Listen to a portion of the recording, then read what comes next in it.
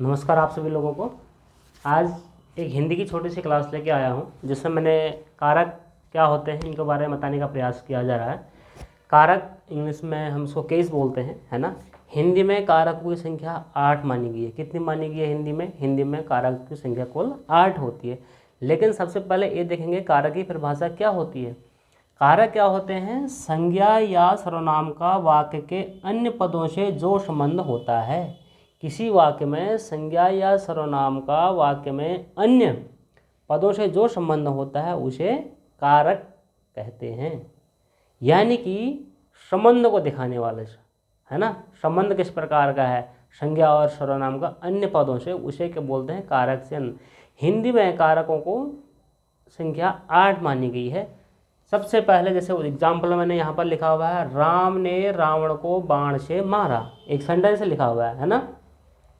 अब इस सेंटेंस में हमें ये पहचानना होगा कि इसमें कर्ता कौन होगा, कर्म कौन होगा, करण क्या होगा, है ना। तो राम ने रावण को, राम ने, कर्ता ने, राम ने, तो कर्ता के पीछे ने चिन्ह आता है तो कर्ता का कारक चिन्ह भी ने होता है। तो राम ने, यानी कि राम यहाँ पर कर्ता है ना।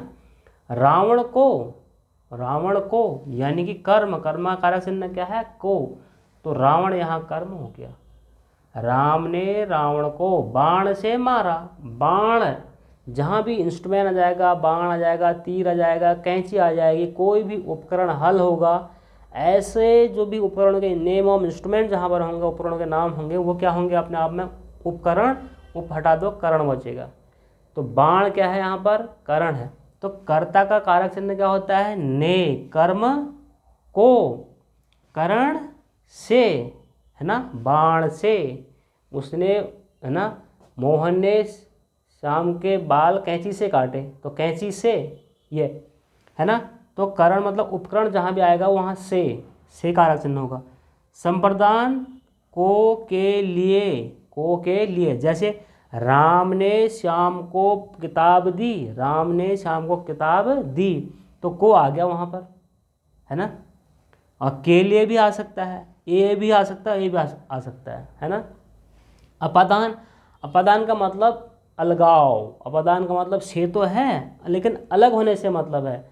अलग होने का मतलब जैसे पेड़ से पत्ता गिरा, पेड़ अपने आप में स्थिर है और पत्ता गिर गया नीचे।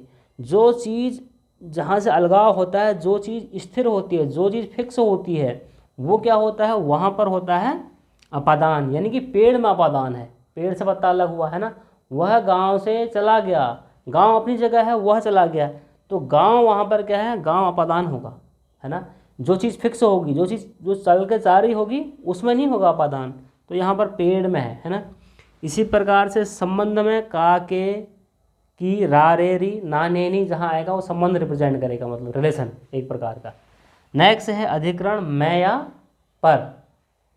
संबोधन में हे, ए, अरे, ओ, विस्मयादि बोधक चिन्ह यहाँ पर लगा रहेगा, है ना।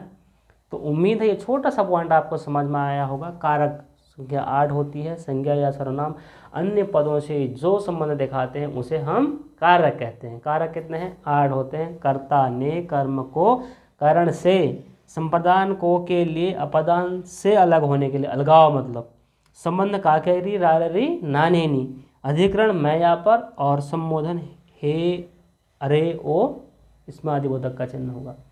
तो कारक चिन्ह आप नोट करेंगे। उम्मीद है मुझे आपको समझ में आया होगा। अभी इतना ही। Thank you. Have a nice day.